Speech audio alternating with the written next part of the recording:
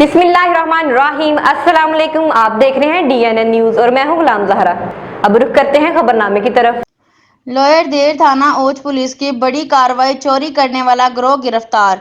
गुज़श्ता रोज DPO lower देर सलीम अब्बास कलाची की हिदायत पर DSP फखर आलम खान, SHO और अयूब खान पुलिस के हमरा जराइम पेशा अनासिर के खिलाफ सख्त कार्रवाई करके 2 मुलजिमान गिरफ्तार कर लिए।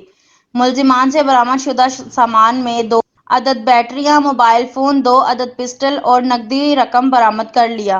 चोरी करने वाले 2 मुलजिम के ताल्लुक ओद से और एक के ताल्लुक मलाकंड एजेंसी से हैं।